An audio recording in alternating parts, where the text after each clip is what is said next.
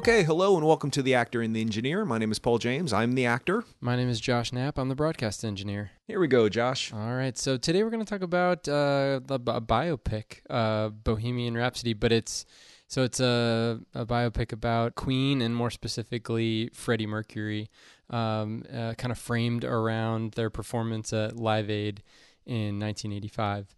I was really interested in this movie, and I know that it had a history. It was initially supposed to star Sacha Baron Cohen, and he was supposed to help with writing, and then he kind of had a falling out with Brian May and Roger Taylor, who own the rights to Queen, I guess, now. And so that all kind of fell by the wayside. And then they finally got it back up and running with Bryan Singer as the director. And they found their Freddie Mercury in Rami Malek from Mr. Robot. So, I was kind of excited about it. And then, just things fell by the wayside, didn't see it. And then, it's even gotten nominated for a bunch of awards. And so I finally saw it with my wife this weekend. And when did you see it? Like last week, or was it a while ago? I've seen so many movies in the last 2 weeks that I can't remember. I don't remember. I have a list of things that I saw, and I think they're in order. I saw it 2 weeks ago, because then I saw Glass, If Beale Street Could Talk, which we're going to talk about, and Green Book, which we've already talked about, and then I saw Mary Poppins today. Oh, cool. Yeah. It's fantastic. Oh, really? Okay, see, Mary I don't Poppins, know. That makes yes. that makes me want to see it too, because I was just kind of in and out especially with this one. I wasn't sure, especially since I knew that that Brian May and Roger Taylor were really involved. I think they're producers on the film, and they're really involved in this movie. And so I was wondering how that was going to shape up with this movie. And I'll say for me at least, the opening scene, which is Freddie Mercury waking up on the day of Live Aid 1985, that scene, that whole intro, if the whole movie could have been like that, I think it would have been amazing. Just the way that they've kind of framed it, and how you don't really see a full shot of him. I just feel like things are kind of occluded, and you get kind of snippets, and the way that's edited, it's really tight.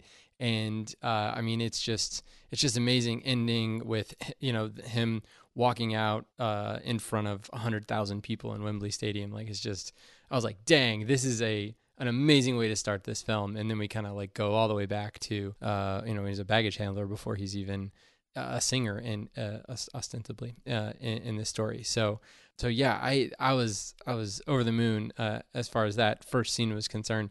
And then I feel like as the movie went on, for me, my quick review would be that I feel like this movie has a lot of great scenes, but it's not a fully formed movie for me. It's not a great fully formed movie, but it has some really great scenes in it.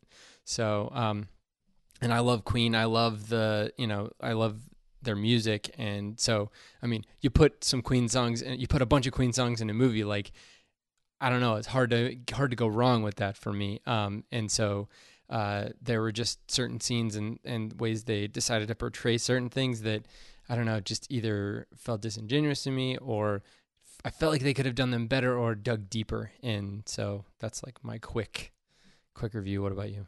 I agree 100%. Podcast over. Okay, all right, now on to other things. I agree with you 100%. The opening is stunning. There is some really great camera work throughout this film. That scene where he shoots all the way through the bus, that's really cool. It very, very, very quickly falls into rock and roll biopic. It ticks all the boxes. It has the montage of them touring, different costumes for Freddie, different places. They do something kind of neat and do the 70s kind of logo words, Australia, and it looks like Soul Train or, Electric Boogaloo or whatever that 70s Font thing was. Yeah. And font, yeah. Was it called font in the 70s though? Yeah, probably, right? Yeah. Okay. Anyway, so the point is that it could have been deeper. It could have been more textured. But overall, it's not as bad as everybody says it is. It's not the worst movie of the year. It's not the worst movie ever to be nominated for Best Picture. No. It's not that bad. It really isn't that bad. I enjoyed it when I watched it. I am blown away that I started to tear up during Radio Gaga at Wembley at the end. And I'm like, am I crying at Radio Gaga? What is happening here? But like you, I am a Queen fan, and I come from the 70s. I was a big Kiss fan. I was a big Led Zeppelin fan, and that's what Queen is. Led Zeppelin meets Kiss. And I mean that as a high holy compliment. I was obsessed with Another One Bites the Dust when I was in the 8th grade. I could not stop listening to that song. They just have this whimsical quality about their music, but it's also very heavy bottom. The bass during the movie was really keyed into people hearing it. And a lot of times when you see these bands playing, especially in movies, the bass is kind of shoved back in the back and you don't really hear it.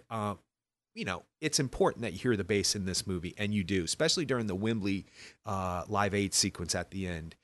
It's a celebration of their music, and I'm good with that. But really, I'm wondering, how do you tell this story without falling into these typical things that you do? You go back in the back, you see them back in the past, and you see them before they were a band, and you see Freddie Mercury joining, and then you see him falling in love with the love of his life.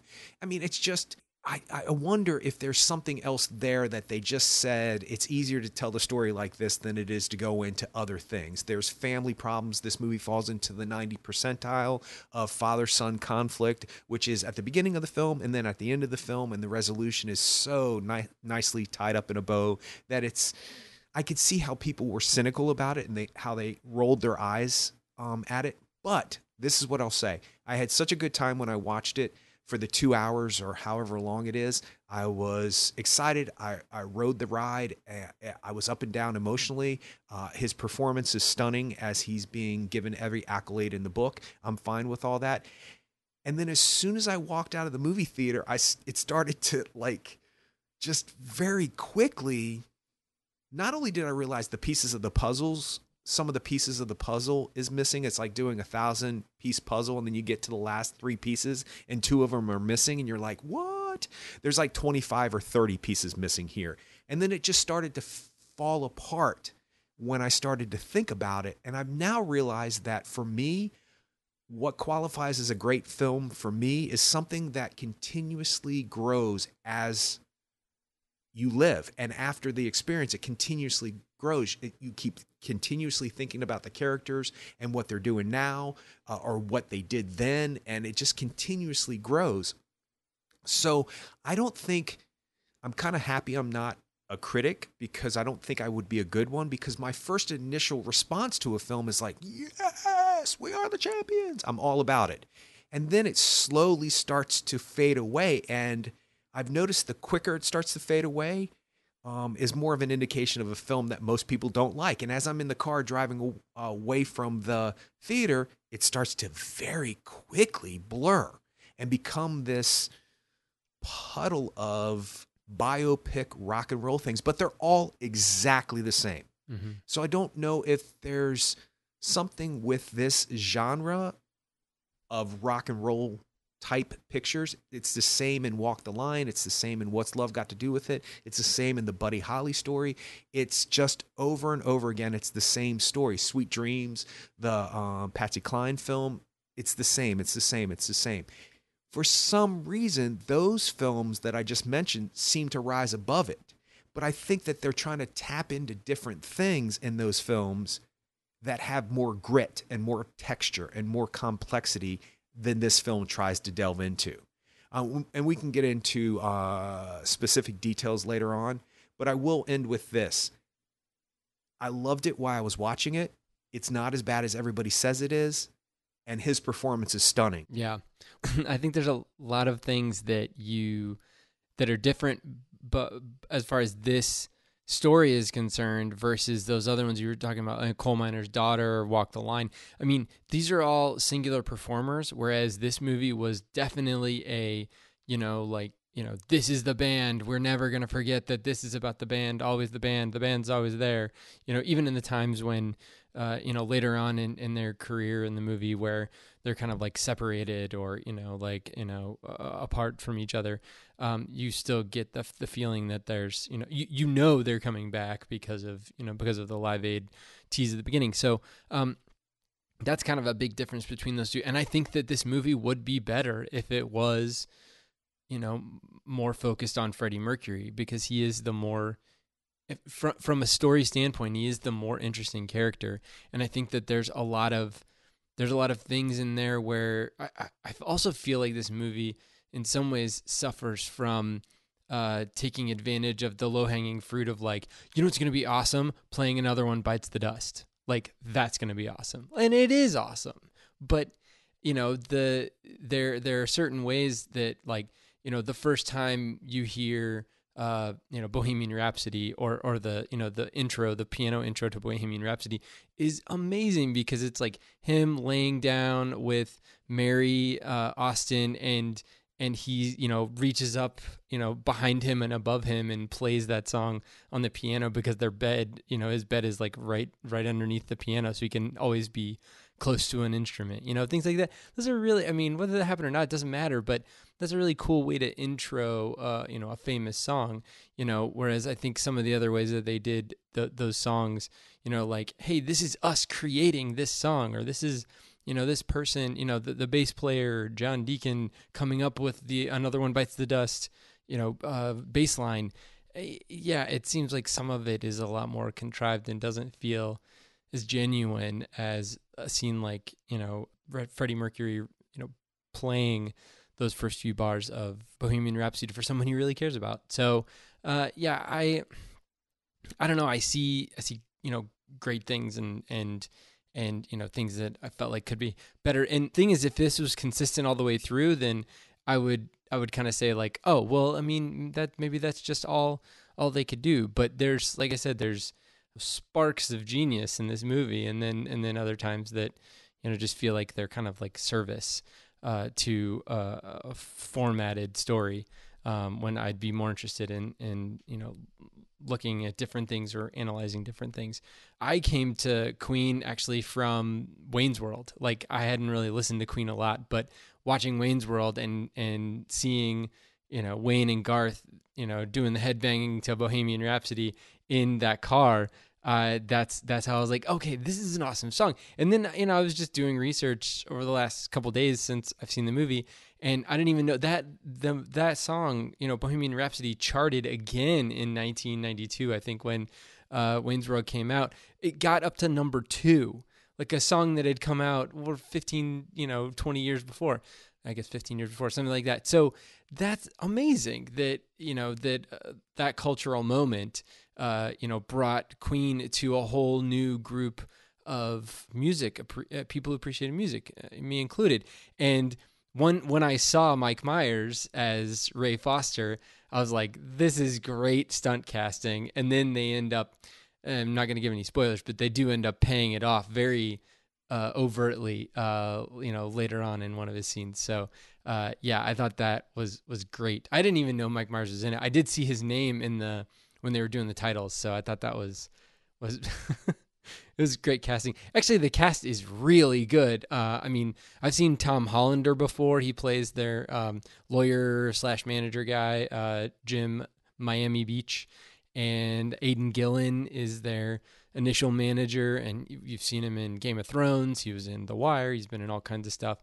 And then the main characters, Rami Malek, obviously, Gwilym Lee as Brian May, who he really looks like Brian May, and he does. Oh my God, I can't get over that. Yeah. I cannot get over how he looks more like Brian May than Rami Malek looks like Freddie Mercury. Sorry. Yeah. And actually, the guy Ben Hardy plays Roger Taylor. I think he looks just as much as Brian May looks like Brian May, more so than Freddie Mercury. And then I was watching the Live Aid stuff again, and I was like, oh my God, the kid who plays John Deacon looks just like him, especially the way he moved. And I was like, those guys got that down. Like, they got that we down. need to take a moment of silence that those actors are as entrenched and look and act just like their counterparts as much as Rami Malek as Freddie Mercury. As a matter of fact, every time we mention Rami Malek winning an award, he should be thanking those guys, which he does,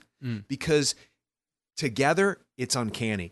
Like, I was blurring my eyes, squinting my eyes during the Live Aid thing, and if somebody blurred this, I wouldn't be able to tell if it was Queen or if it was the movie queen. So yeah, it's amazing. I didn't mean to break up your train of thought, but that guy looks just like Brian May. Yeah. It's bizarre. It is crazy. All those guys. And Joseph Mazzello plays John Deacon. And, you know, every time I see him, it's got to be horrible, but every time I see him, I always think of Jurassic Park. Park. And I told Steph that after when we were leaving the theater, and I was like, hey, you know the bass player? Yeah, that's the kid from Jurassic Park. She's like, what? I mean, because we've seen him in other movies, and every time I tell her, because she hasn't put that together, but I mean, just by knowing his name and all that stuff, and he does kind of look like he did when he was a kid. And then also Lucy Boynton plays Mary Austin. So, and I've seen her. I know she's been in a few things, but I think most recently we saw her in Sing Street. She was the love interest of the main character in Sing Street. So the John Carney movie. So yeah, that was great. Didn't we talk? I think we talked about Sing Street. Yeah. Yeah, but I didn't see it. You put it on your best picture of the year list, your favorite movies of the year list. And it's so funny that you're mentioning this because just a day ago I was at Redbox and I was like, why have I never seen this movie? And there's certain movies that kind of keep reminding me of it. There's an animated film called Sing, I think it's called. And every time I see that one, I think of Sing Street and I think, why have I not seen this movie? So it definitely has to be on the list of, maybe we should do a podcast on it. And that way I'm, You're forced. No, it's a great movie. Comfortably forced. Gentle pressure to nurture me into seeing this movie. So yeah, she's fantastic. Yes. She is everything Mary Austin should be. She is this inner light of the film. She is stunning. The performances are great in this film. There's no doubt about it. And I challenge you to go back and watch John Deacon again, and then go and watch the actor again. That bopping up and down thing that he does, that kind of like, I don't know, he does this weird kind of movement when he's playing the bass, and he holds his bass pretty high, and that to me is something I focused on very early on. I thought, does the real guy hold it that high? Obviously the actor's doing something that has to look like, and then I saw the Live Aid thing and I was like, oh my gosh. Yeah, in rewatching the Live Aid performance, because I did that like the day that I did it like right after I saw the movie, because I was like, there's so many specific things that I saw Rami Malek do, and I was like, I gotta check. And watching it is really scary. How how he kneels down or how he holds the microphone, and each individual motion, they were really going for a true to life, replica of the Live Aid performance. And I mean, for as I could tell, down to him coming in, sitting down initially, banging on the piano a few bars, and then adjusting the monitor. Like he reaches up and adjusts the monitor. He does that in the Live Aid performance. I'm just like, they really, really got it right. When he reaches out and the guy throws the microphone to him. Yes. I was like, that's a very cinematic thing. Did that happen? And sure enough, it's... Oh, yeah. I'm getting goosebumps thinking about how uncanny it is. It's ridiculous. Well, and just in reading about the Live Aid performance itself, the Queen did rehearse for that Live Aid performance for a while beforehand, and then the cast of this movie, that was the first thing that they shot, was that whole performance, which makes sense because it's the most kind of like mimicky they had to be, and they had to have it down, and so they were rehearsing for weeks before they started principal photography just for those scenes. And so those are the first few days that they shot, and there's some really cool camera tricks. There's a like a CG shot where it starts low and then goes underneath Freddie's piano, and then goes through, like in between his legs and through and underneath his piano bench, and then comes out, and you get to see Brian May soloing during Bohemian Rhapsody, I think. And so, I mean, there's all kinds of little tricks that they do, but just the CGI of the crowd was great too. And they did a good job, I think, in that scene of establishing, some close-ups, but then also allowing you to see kind of the mass of people moving. I mean, like, I couldn't imagine performing for 100,000 people right in front of you, but you do get a little glimpse of what it might have felt like to walk out on that stage, to go from just like a tarp in front of you to just like thrust out in front of everybody. I mean, like, that had to be just an amazing rush. and you get that feeling with the sound and everything. I mean, it's really well done. That whole scene is, front to back, is amazing. I mean, I didn't really even have a problem with their kind of like travelogue of like going through and performing, in different places, and hello Cleveland, all that. It was fine. I mean, and you expect that in a kind of like a music biopic, but there were all kinds of scenes that were impressive to me from a performance standpoint, but where I was more interested in kind of delving deeper was the Freddie Mercury character. And I know it's not all, I mean, it makes sense to make it not all historically accurate or factually accurate, down to the, day, week, month, year. But I feel like they're kind of like hamstringing themselves by taking liberty with the things that actually happened, with some things that actually happened, but trying to be specific about, certain timelines. So that must be difficult. And before the movie, we saw the trailer again. I saw the trailer for Rocket Man, and I was like, that's the way you do it. I think that movie, it has the potential to be really interesting because, first of all, it's about a single performer instead of about a whole band and having to be beholden to the whole band. But at the same time, it's taking a chance on supernaturally type things, like all the people floating during the concert and all that stuff. Like, you're going for it. Like, either you're going to spectacularly succeed or spectacularly fail. And I have a lot of respect for that. And I know that it's not going to be completely, factually accurate because there's people floating in a concert. Well, that's more of like a Broadway musical version of his life, right? That's more of a musical version. It's not a straight up biopic. Oh, probably not. I'm fine with that. That's what I mean. Right. I mean, it seems like this movie's trying to be sold as like, here's how the band got started, or, here's how Freddie Mercury's life changed from 1970 to 1985, or it seems like they're trying to be like, these are real people, these are real things that happened.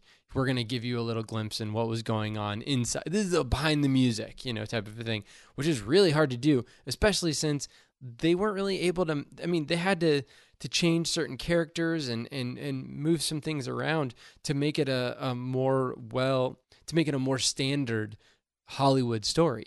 So it's rough to do, but if you're gonna take a bite of that apple, you might as well do it right. So I don't know. I mean, I think Rocket Man in a lot of ways may be safer because they're just going crazy. It's like, hey, you've heard of Elton John. Here's a bunch of Elton John songs, and here's some crazy stuff that happened. Like across the universe. Like, have you seen that movie? Yeah, I love that movie. I love most of that movie. I am fine with. I love the Beatles. They're one of my favorite bands of all time. I mean, yeah, crazy. Imagine that. But they didn't try to say like, hey, let's do a Beatles biopic. They said like, hey, let's form a movie around these songs. See what we can do to have some like connecting tissue and try to put something together. And I think, once again, it's a huge swing, and so I have a lot of respect for that. Well, here's the thing. This movie answers and poses questions that I'm not necessarily thinking it should have. There's been a lot of talk in biopics, especially about bands. The Doors is an example where at the end of the movie, a reviewer said, in the end, get it? In the end, yeah. They're just a band. They were just a band. They were a rock and roll band. And essentially what he was saying was, is their story that interesting to make it cinematic and make a movie out of it? Some people thought no. And it comes down to a couple of questions. A lot of people said when that movie came out, well, this movie was more about Jim Morrison in the Doors, not necessarily the Doors making music. And then Bohemian Rhapsody comes out, and the movie is about them making their music, them being creative, them having conflicts amongst the band of what song to choose and how they went about their writing process. And either Bryan Singer didn't find the way to make that cinematic enough or find enough conflict in that to make it interesting enough, or it's just not interesting enough to make it cinematic and to have a conflict that you shouldn't make a movie about it. But at the same time, I like the fact that this movie was not fully about Freddie Mercury and all of the sensationalism that's going to come with him being who he was and the legend that he was and the rock star that he was and everything else behind the scenes. This movie was actually about a band forming, a band being creative, and a band being successful. Now, let me go back to that point about that montage of them traveling. I wasn't necessarily saying that was a bad thing. I was saying that that happens in every one of these movies, and I'm not sure you can avoid it. It shows passage of time. It shows different types of concerts where he wore different types of things. They did it in What's Love Got to Do with It with Proud Mary. They showed, I think, a whole decade maybe of time passing with just that song and her changing costumes and, you know, they're changing instruments and orchestration and all that other stuff in that movie, dance moves and all that other stuff.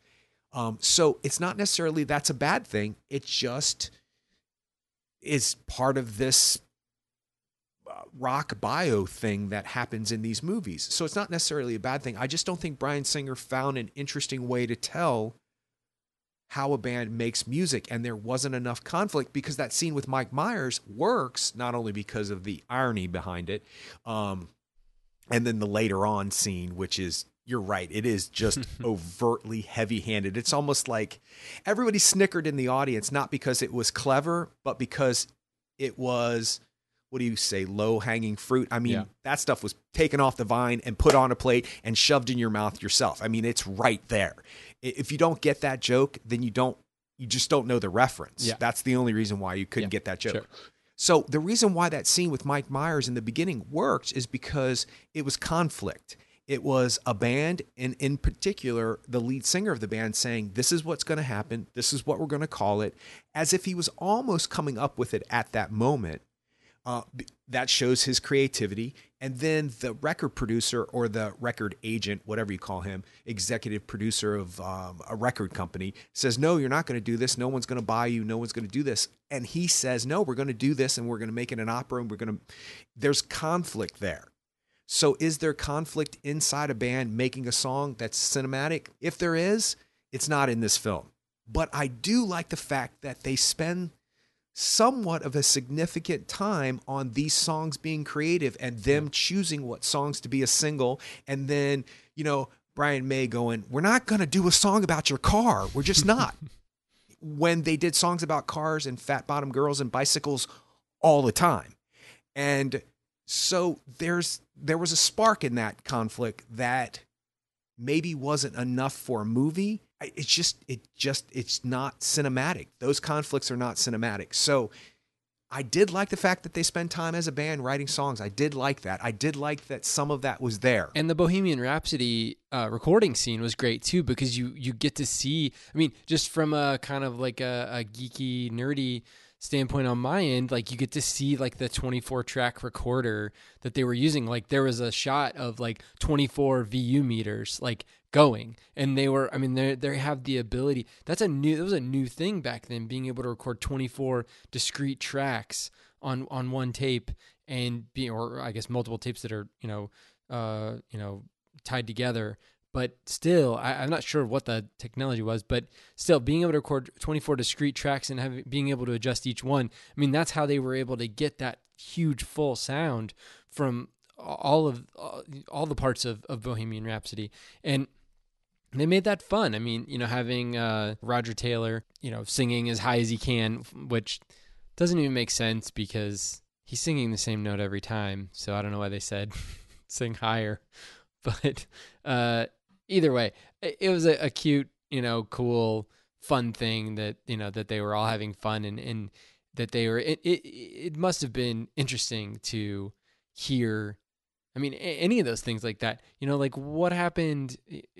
Did Pink Floyd know what they were making when they were making Dark Side of the Moon? You know, all of these things, you know, makes you wonder, and you get a little bit of an insight of what was going on with them when they were going through that, and what Freddie Mercury was feeling and thinking in his head and hearing in his head, and how he was trying to get that to be realized. And I think that's really cool. I mean, I do love seeing the process of those things. So yeah, it was really neat. So those, like I said, multiple scenes that were awesome, masterful, great, that were interspersed with other scenes that were just ho-hum. And those kind of scenes are in all those other biopics too. The La Bamba, there's a scene of him recording the same introduction to a song over and over, and they again, and they keep. And there's a scene in, even though it's not based on a true band, that thing that you do where they're recording over top of each other and they're having to sing it exactly the same way. I mean, there's just that scene over and over again. The reason why it works in this film, Bohemian Rhapsody, is because we love that song.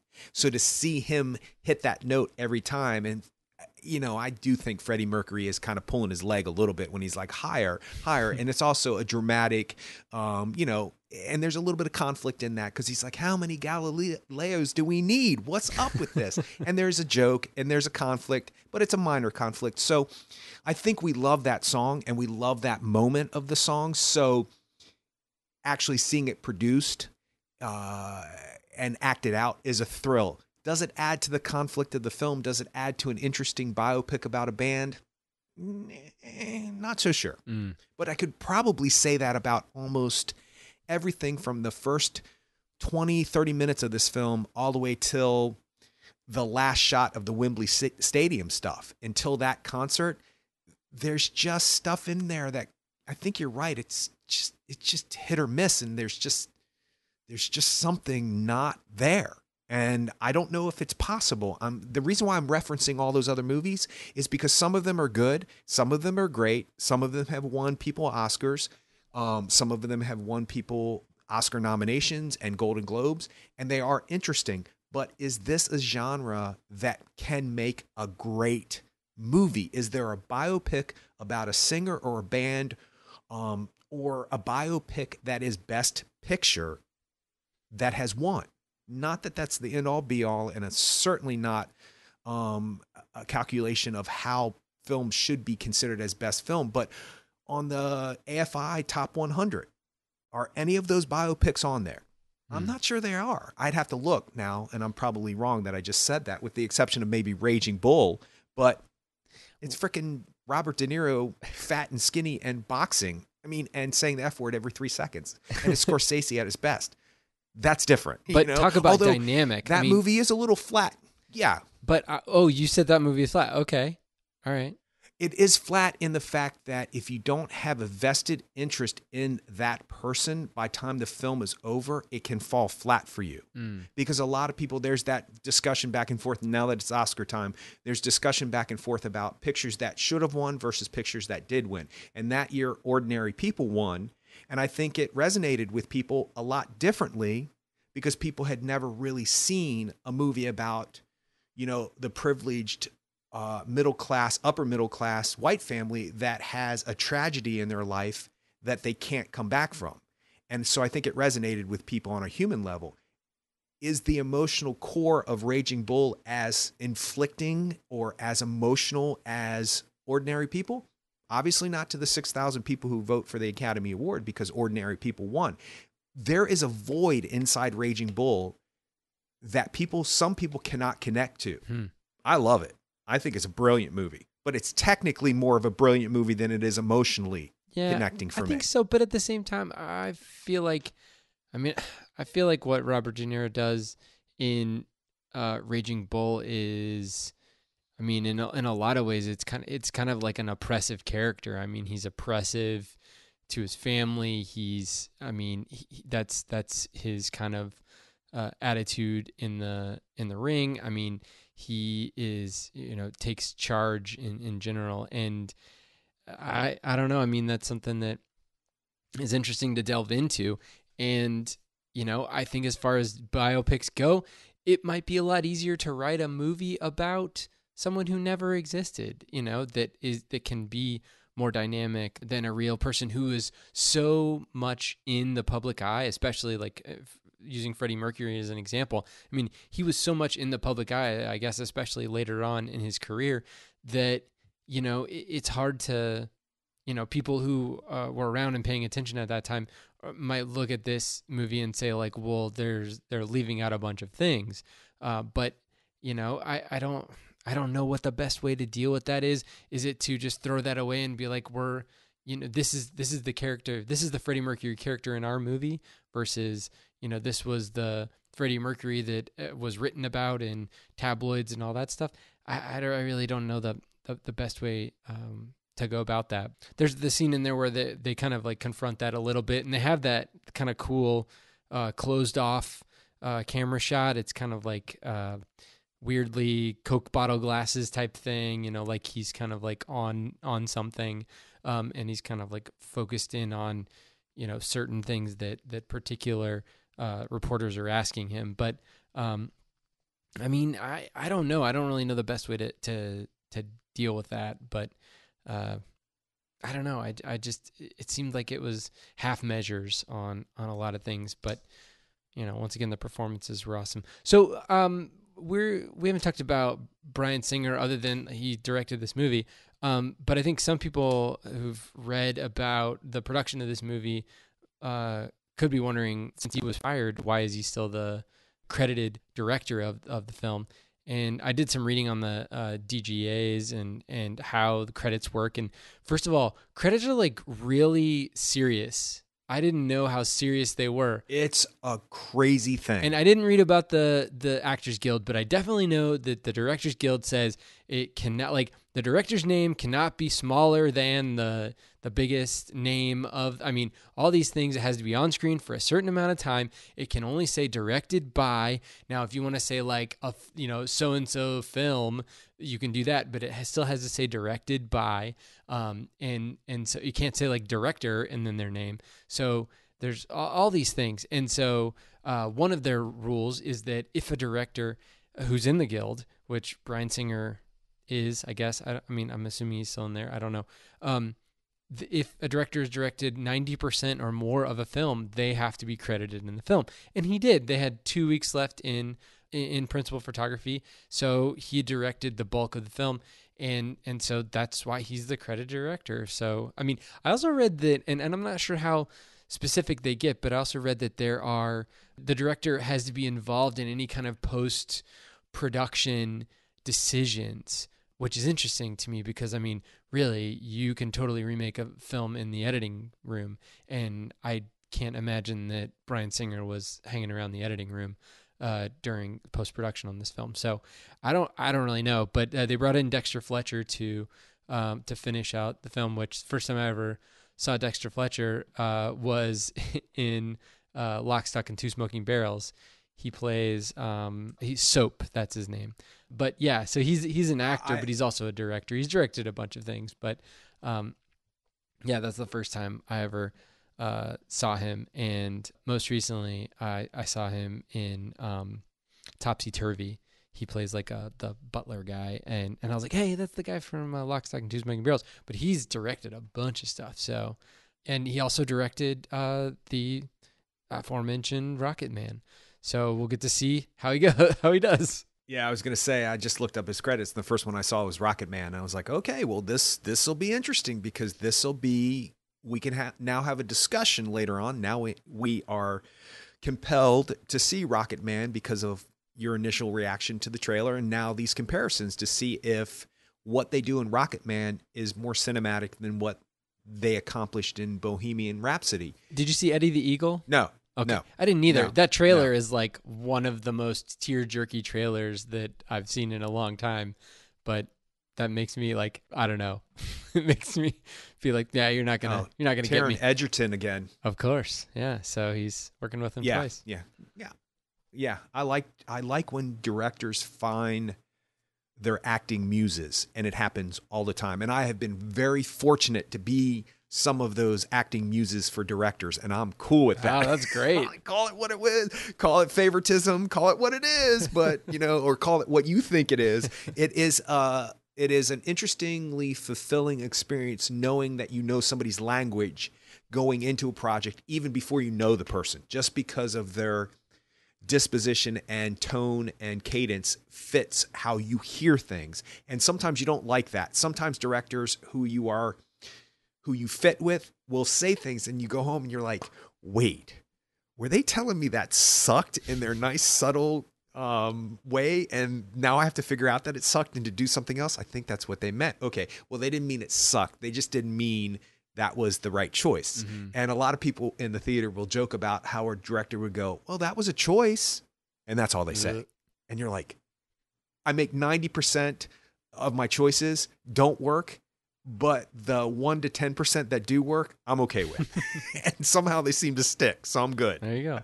That does make sense, because I can understand how if you've already got a language, a vocabulary with someone, you can kind of skip the first few steps of like establishing that language and move on to more advanced and interesting things, whether it's crafting a character or figuring out, blocking or whatever you have to do as an actor and a director as you're interacting. You get to skip past all of those other things, and you can just kind of fall into the set parameters of what your relationship is. So that totally makes sense. What's interesting is that when you meet that director, even the first time, you already bypassed all that stuff just because your language is the same, even if you've never worked with them before. And then if you continue on, it's an interesting process, because sometimes directors are not very specific about things because they want you to explore and figure it out. So just the way somebody says, no, yes, no, maybe, try that again, it can affect your psyche as an actor.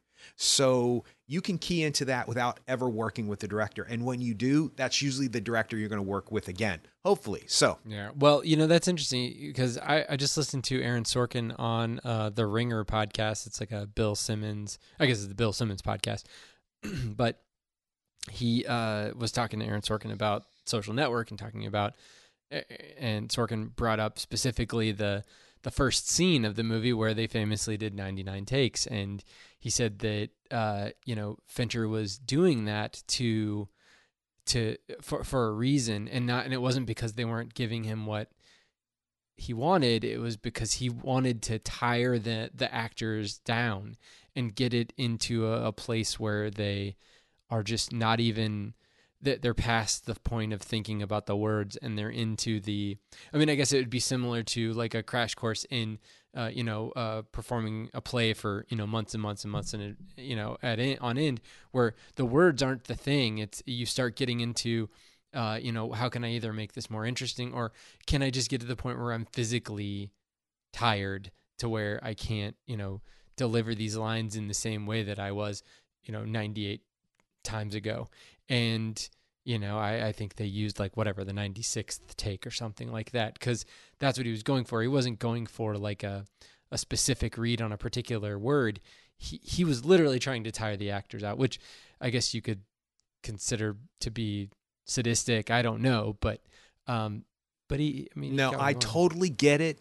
I don't want to say, yes, Fincher's one of those directors who I might be able to work with. But of course, that's where my mind went to, because I totally get it. We've talked about this with Kubrick before, with 100 takes, 200 takes, whatever. I get it, because there is something about repeating it over and over and over and over again, and then all of a sudden you repeat it over and over again, and you go, wait, that felt different, that sounded different, that rhythm felt right. And it's just because you stop worrying about the words and you start worrying about the intention, which causes the conflict, because you want something from somebody and they want something from you. A and B want something, that causes conflict. The end of the play or end of the movie is a resolution, hopefully. And when you do it back and forth, back and forth, back and forth, you stop worrying about where the comma is and where the is and it just becomes rote. And then all of a sudden something happens where you go into that magical dead zone that I've talked about before, where you completely forget that these are lines and that you've said them a million times before. And one might think the more you say it, the more it sounds like you've been saying it. Actually, the opposite is true for me. The more I say it, it becomes as if I've never said it before. It's a weird phenomenon, but it does happen. And there have been directors who have not wanted to do running of lines before we worked on the scene. And there have been directors who have worked nonstop for the first hour on a 2-page scene that has 20 lines in it. And you just go over it and over and over and over it. And then you skip that scene when you're in rehearsal. And then you do that scene at the end of the day. It's magical. because not only is it the end of the day and you're tired, but you don't care anymore about the lines because you've said them so much. You kind of get this little attitude in your head like, I've said them already. I don't care if I say them right. And when that clicks on, you say I'm right because you don't care anymore. So I don't think it's sadistic. I understand how somebody outside of the craft might think it's sadistic. I just think it's smart because he's trying to get a realistic, believable performance. And how do you do that if the actor is so hell-bent on getting the words right? And how do you get them to come out of themselves? You just do it so often. I mean, it's basically what you do with a kid to put them to sleep. You do the same thing over and over and over again before bedtime, and they get so tired they go to bed. So I don't know. For me, it makes sense. And I worship that idea that somebody does that over and over again. I live for it. Yeah, and to bring it back to this movie, Bohemian Rhapsody, they hired like a movement coach, Polly Bennett, and she worked with Rami Malek to kind of get the body motions of Freddie Mercury into his body, into Rami Malek's body, to where he was more comfortable just being Freddie Mercury on screen, which had to take months, I would think, to really kind of get into that. And they did have some subtle, I guess, like, well, he obviously had like a dental appliance that they used to modify his teeth to look more like Freddie Mercury's teeth and jaw a little bit, I guess, but they had some kind of prosthetic things that they used too. But I mean, yeah, I mean, it didn't bother. He didn't look not like Freddie Mercury. So yeah, that whole thing worked. And then physically, I haven't seen a lot of Queen performances. Most of my, enjoyment of their music has been just, listening to it as opposed to like watching performances on YouTube or anything like that. But I mean, comparing it to the Live Aid performance, like, I don't know how you could get any better. What Rami Malek said about the movement coach, or dance coach, however you want to put it, I guess movement, they said that you could only do so much because he was so impromptu on stage. Freddie Mercury he didn't choreograph himself. He just did. He said other than the Live Aid stuff, which is very specific because people can go back and watch it, and there were specific things that he did that we wanted to show that he did. Other than that, you're right. They worked on Freddie Mercury's movement on stage, but it was never choreographed to where you're going to go downstage left, downstage right, step, step, step, step, turn. It was never like that because Freddie was so in the moment that's how Rami Malek wanted to do it. And what was interesting is I saw how they kind of put it together. There were certain signature movements, the fist up in the air, the way that he held the microphone, the way that he bent over backwards. And they would be doing these montages or these performance pieces in this film. And you could see how he was just kind of going from one side of the stage to the other. And then he would strike a pose like Freddie Mercury. Very smart to do it that way because it seems organic and genuine, but then you need the reminder on a subconscious level that this is Freddie Mercury, and it was there. I do want to make a comment about the physical part of altering Rami Malek's mouth with teeth prosthetics. I think that's good. Of course, you have to do that because Freddie Mercury had a very distinct teeth. But here's the thing, and I think it's what is at the core issue of this film not working for me in general. They Hollywoodized how Rami Malek looked like Freddie Mercury. Because if you go back and you look at Freddie Mercury, his bottom teeth were as interestingly diverse as his top and as the overbite. Well, I don't want to cut somebody down because that's how he looked. I mean, he had a 4-range octave because of that, and he didn't want to mess with it. I get it. And for somebody to not look at somebody because they are physically different looking than somebody else bothers me. So I want to tread lightly because I don't want it to be the type of thing where I say I think it's a strange looking mouth, because I don't. It's Freddie Mercury's mouth. I can't see him any other way. My point to it is that they glossed over and they made it just enough to where Rami Malek looks like him with the prosthetic piece in. He looks enough like him, but when you really look at Freddie Mercury in real life, it's toned down because I think they were afraid that the way that Freddie Mercury really looked in life wasn't going to be appealing for a rock star to look like that in a movie. And because why would you tone it down? It might be a technical thing where, you know, it might have been too hard to do that to Rami Malek's mouth, but you can actually see the bottom teeth are different than what Rami Malek has. So they did something. I'm not sure why they did it.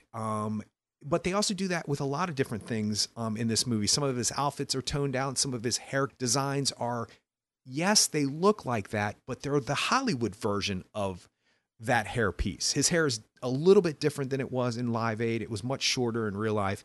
It's not a significant thing, but maybe if they just went for it, put that mouthpiece in it the way that he looks, did those hairstyles the way that he looks, and then got that performance out of him, maybe not that those superficial things would have, but maybe if that was the idea and the attitude towards how they were approaching this film, maybe they would have gotten a much grittier story instead of glossing over certain things. Did I make that clear without making it sound like a superficial thing? I think so. I don't want it to be a superficial thing, but it is a very Hollywoodized version of Freddie Mercury. It's a great version of Freddie Mercury, no doubt about it. Yeah. Rami Malek deserves everything coming his way. Not my pick. We'll get to that later, but it is very smooth. The edges are definitely smoothed over in some instances. So, okay. So do you think that this film would have been better or worse if it would have been rated R? Better. Okay. Better. As far as what about male nudity? Well, but we need sexual experiences. We need a lot of drugs being done. We need hedonistic stuff happening. They're rock and roll stars. They kind of tapped into it. And he was a gay man. We need naked men. We just do. And you can't put naked men in a PG-13 film. You just can't. We can't put naked women in a PG-13 film either. Yeah, but we got enough of them.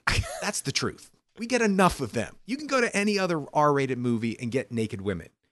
And I'm not saying that just because naked men are naked men. I'm saying it because it would have been interesting to see that grit in this film, that reality in this film. But yes, a rated R is always better because you don't have any trappings. You don't have to watch the F word. You don't have to watch drug use. You don't have to watch sexual content. You don't have to watch any of that stuff. I was trying to figure out why they wanted to be PG-13. It was probably because they wanted to get the most amount of people possible in the seats. That would be my guess. And I mean, you could have a more idealistic reading of that, and it would be that maybe this movie will expose younger generations to the music of Queen, much like Wayne's World did for me. So I don't know. I mean, but maybe there's, two movies to be made there. Maybe there's hey, here's a bunch of cool Queen songs that you can listen to and an amazing concert that you can watch for 15 minutes on screen. And then there's another one that, digs into the complex character of Freddie Mercury and his life. I don't know. But the discussion is, for me, to try to understand why this film didn't necessarily 100% work for me. And I'm not saying it would have been a better film if it was R-rated. What I'm saying is that they glossed over and the grittiness to this story, if it was there, might have been able to be explored because of a rated R version. That said, it doesn't necessarily mean that grit and that non-glossed over feeling could have been there in a PG-13. I'm saying that if you needed to stick true to something and you didn't because you were worried about a PG-13 rating versus an R rating, that never works. Every single time somebody sticks to their vision, R-rated, X-rated, NC-17, PG-13, PG, as long as they stick to their vision and it is true to the nature of what you're trying to tell the story, trying to tell this story by, then it works. But if you try to worry about getting people to come see it, an $800 million grossing film at this point, I think the worry is a little bit over whether or not people were going to see this film. Critically, it got panned. It got tore up. But people are still seeing this film. And it's still making a lot of money. The point to all of that is if you stick to the truth of your story, regardless of worrying about the rating, people come. They will come. And to absolutely tame down a story because you want a PG-13 because you think more people it will be accessible, that is just the biggest joke in the world. Because are you telling me that a 14-year-old person won't be able to see this film if they didn't really want to see this film? If a 14-year-old really wanted to see it, they would really see it. And they would get there. So yes, you have to have some kind of regulations. I get that. I'm not saying anything about the rating system, although I do have some issues with them. But I'm just saying stick true to whatever you want to, stick true to the organic nature of your story, and it will fly every time. You tame it and you cut it down to make it something that it's not supposed to be for a rating. And then maybe that's why this film doesn't 100% sing the whole entire time. Maybe. I'm not saying that that's right, and I'm not saying I'm right. I'm just saying that we've seen it over and over and over again. When you make a movie, Logan is a perfect example. They were not going to make that movie if it was going to be PG-13 because the content in the film needed to be R rating for them to tell that story. Now, for me personally, I don't think that R rating added anything to that storytelling process, but that's what they thought. So they stuck to it and took the chance, and it made $1 gazillion. You stick true to the nature of something, it resonates with people. Well, so you teased something a little bit earlier about Rami Malek would not be your first choice for Freddie Mercury. Who would be your first choice? No. First choice for winning the Oscar. Oh, for winning the Oscar. Oh, okay. Gotcha. Yeah, I was like, wait a second. This is interesting. I do that a lot. Do we have stunt casting going on here? What do we got?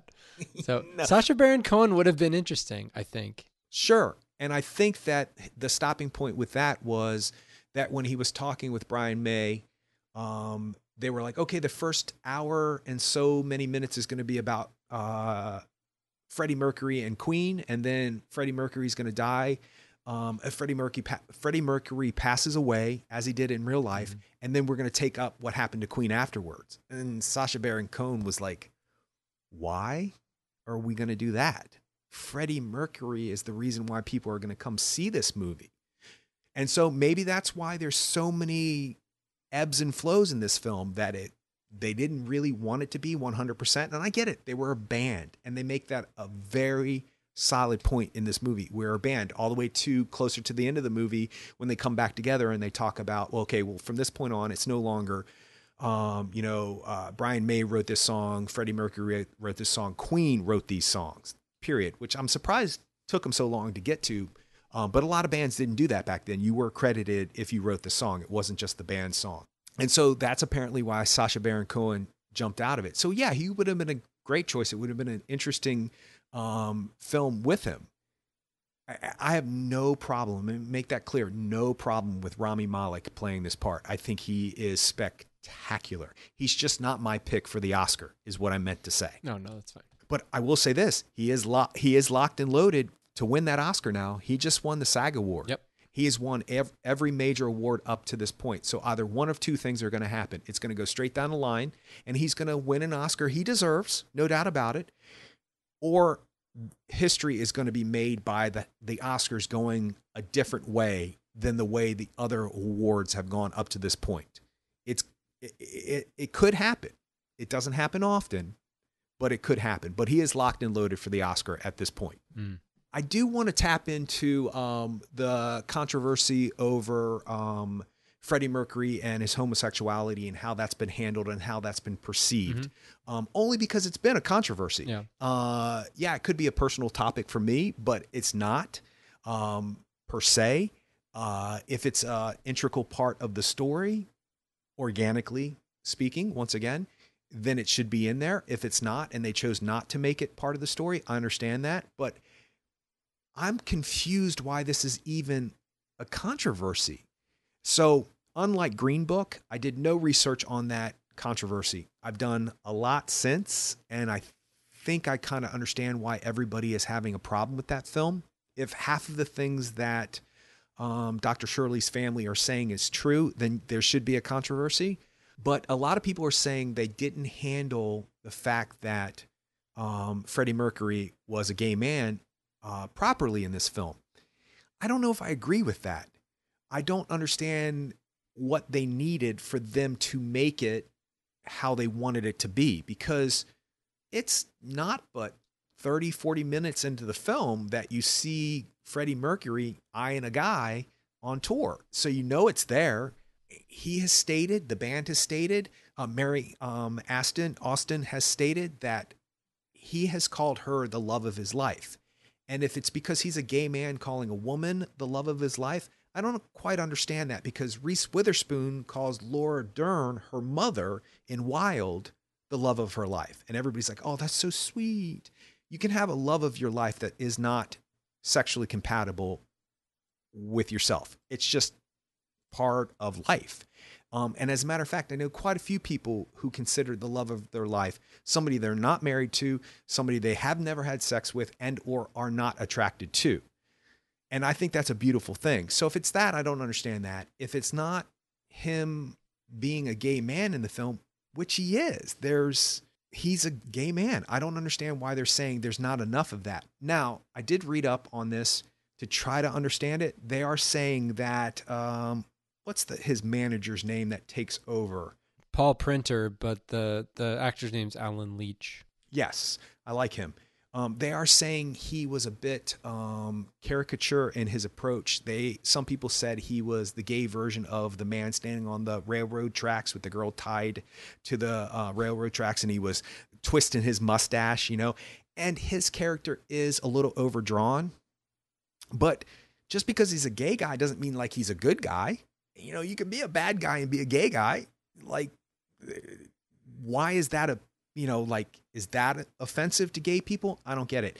And then another person, actually quite a few people mentioned this, that when you see Freddie Mercury's downfall into rock and roll hedonism, that you see him cruising gay bars and you see gay men and you see gay scenes and all that other stuff. And people were saying that people are now going to connotate Freddie Mercury's homosexuality with negativity, and that it was bad to be gay because look what happened to Freddie Mercury because he was gay. I guess I didn't see it that way. I saw it like every other hedonistic scene montage in every other epic rock and roll biopic. The only difference is this is men and not women in some kind of red light district somewhere where you see the glow of a breast and you see the hips and the boots of a prostitute and you see them doing drugs off of a woman's belly or behind or other parts. And it's still this kind of downfall into sexual indulgence that leads a person to a path of being a non-healthy person, but it's just women. So people don't say, oh, there's something wrong with heterosexuality because it led this person down the path of destruction. If people are saying that's what Bryan Singer was trying to say by putting those montages in the film, I don't quite get it.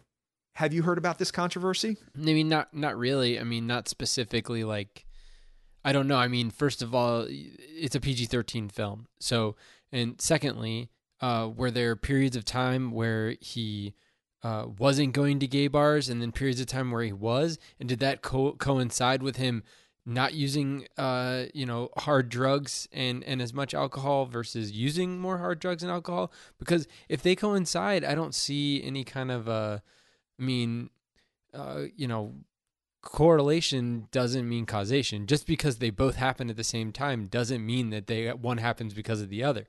So I guess that's logically, if you're taking that as a logical argument, you can really dismiss that, I think, pretty easily. But well, once again, you sum it up in one sentence that I just took 5 minutes to explain, but you're exactly right. That's exactly right. And what's interesting to me is that the most tender kiss in the movie is between Freddie Mercury and Jim Hutton closer to the end of the film. They kiss before that, but it's closer to the end of the film. And it's a beautiful scene, and it's just about two people who are together, and they obviously are into each other, and they love each other, and they're showing each other affection, and it's a beautiful scene. And if you come out of that film not knowing that Freddie Mercury was a gay man, then I don't understand what you needed to do to explain that to people, because I've heard that really? People are saying that they brush his homosexuality underneath the carpet. They sideswipe it, I think is what they said it. And actually, Rami Malek spoke about it. He's like, yeah, I don't think we did. I think we delved into it.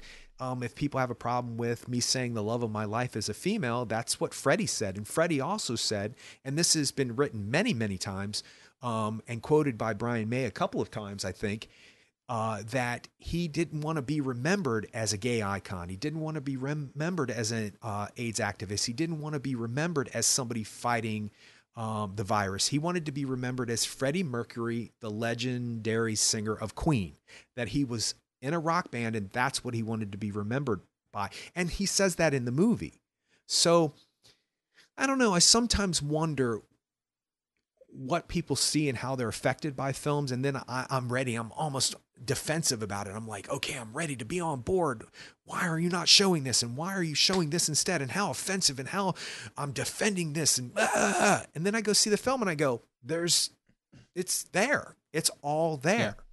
And I understand that being of a group of people that have been marginalized and have had to fight for rights. And, 2019, we're looking at it in a completely different light than we would have been in 1985. I think that's shown by his father seeing the tabloid paper and all of the shots of Freddie and all of the gay bars and stuff like that. That should be more of a statement about tabloidism than about Freddie Mercury's homosexuality. It's sad that we find it a tabloid issue that a man is attracted to a man. But that was 1985. We have progressed much further. But I understand why a group would be defensive and would want their side of the story told if this person was part of the group. I get it. And I'm not just talking about a gay man or a black man or a straight man. I'm talking about everybody. If you're part of something that has been marginalized, I would understand why a group of people in 2018 would want it part of the story. But it is part of the story. So I just felt like I had to say something because I was so ready to go, why didn't they do this? And he was gay and blah, blah, blah. It's there, though. Yeah. So I guess people are so on the edge of being defensive about being marginalized that they're ready to jump. And I'd like to hear more about that point of view so I could speak on it more, because I'm not going to judge a person for saying they thought this film undermined his homosexuality by whatever reasons that they thought, because that's how people felt. And I that's valid for me. But for me personally, I don't know. It's great to see this hardcore guitar-driven band led by this openly gay, well, maybe not open at the time, but you look at Freddie Mercury and you see his style and it says strong gay man to me. And I love that, I love that people are banging their heads. I mean, the lead singer of Judas Priest is gay too. So is it important to the story? Yes. Is it significant to this story? Maybe not as much as other things. But I just felt like I had to tap into that for a couple of minutes. Can you help me get the ladder out so I can get off my soapbox? Because it's kind of high up here. I'm a little scared. I'm teetering. I'm very high, man. I'm going back and forth. Not high, just high up in the... That sounds bad too. Good Lord. Just dig a hole, Paul. Then you can get off your soapbox. Well, I do have one last thing, and it's kind of a downer to end the show with, but I do have to mention it because it has just happened. I had to leave the show that I was working on. I'm no longer working on the play. We talked about it off podcast, and I gave you a litany of reasons why, but it comes down to I bit off more than I can chew, and I just felt like I couldn't give my all to the project at the same time do everything that I was doing in my life. It just was not going to happen. My eyes were bigger than my stomach. So, I should have said that at the beginning of the podcast, but I actually like the fact that it's the end of the podcast because now maybe people won't hear it. But it was a tough decision, but that I had to make that decision. So, well, live to fight another day. Well, you can check us out on the web at actorandengineer.com. You can go to facebook.com/actorandengineer. You can tweet us at actorengineer, and we'll see you next time.